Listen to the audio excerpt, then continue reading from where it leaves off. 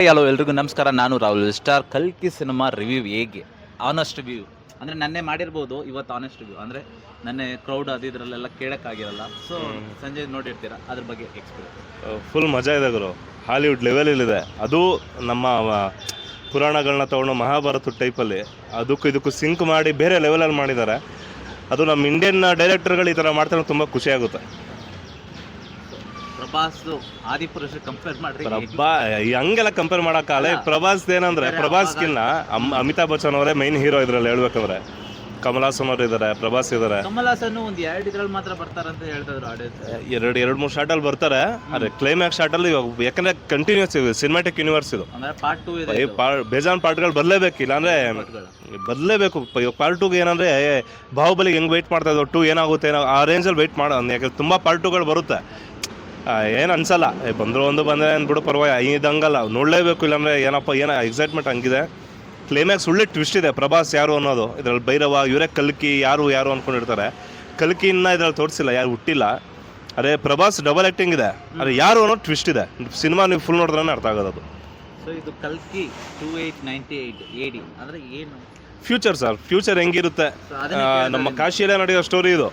ಕಾಶಿ ಫ್ಯೂಚರಲ್ಲಿ ಏನಾಗಿರುತ್ತೆ, ಏನಾದಾಗ ಬರೀ ಮಿಷನ್ಗಳೇ ಇಟ್ಕೊಂಡು ಗಾಳಿಗೂ ಇಲ್ಲ, ಊಟಕ್ಕೂ ಇಲ್ಲ, ಒಂದು ಆಪಲ್ ಸಿಕ್ಕರೆ ಸಾಕು.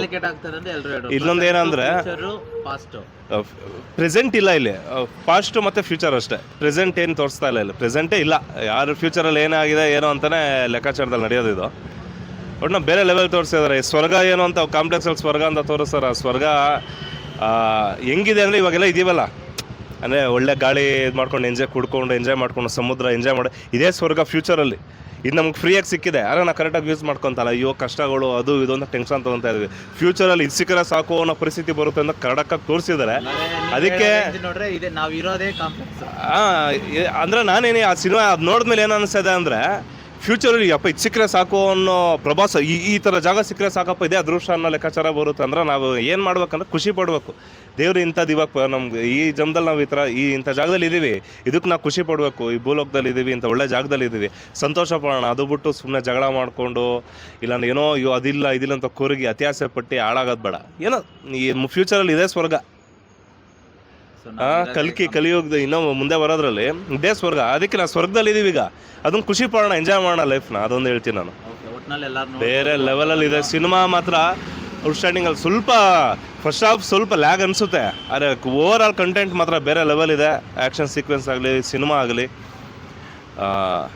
ಇನ್ನೂ ಈ ಥರ ಕಾಯ್ತಾ ಇದ್ದೀನಿ ಇನ್ನು ಪಾರ್ಟ್ 2. ನೆಕ್ಸ್ಟ್ ಏನೇನು ಯಾರ್ಯಾರು ಎಂಟ್ರಿ ಆಗ್ತಾರೆ, ಮಹಾಭಾರತದ ಕೃಷ್ಣ ಯಾರು ಆಗ್ತಾನೆ, ಮತ್ತು ದುರ್ಯೋಧನ ಯಾರಾಗ್ತದೆ, ಈ ಥರ ಎಲ್ಲ ಯಾರ್ಯಾರು ಯಾವ ಕ್ಯಾರೆಕ್ಟರ್ ಯಾರ್ಯಾರು ಮಾಡ್ತಾರೆ ಅನ್ನೋದ್ರ ತುಂಬ ಎಕ್ಸೈಟ್ಮೆಂಟಲ್ಲಿದೆ. ಪಾರ್ಟ್ 2 ಬಂದ್ರೇ ಗೊತ್ತಾಗೋದು. ಸಿನಿಮಾ ಬೇರೆ ಲೆವೆಲಿದೆ, ನೋಡಿ. ಎಲ್ಲರೂ ಸಖತ್ತಾಗಿ ಮಾಡಿದ್ರಿ. ಇದು ಅಮಿತಾಬ್ ಮೈನ್ ಇದಿರೋದು, ಅವ್ರಿಲ್ಲ ಅಂದರೆ ಸಿನಿಮಾನೇ ಇಲ್ಲ ಅಂತ ಹೇಳ್ತೀನಿ ನಾನು ಡೈರೆಕ್ಟಾಗಿ.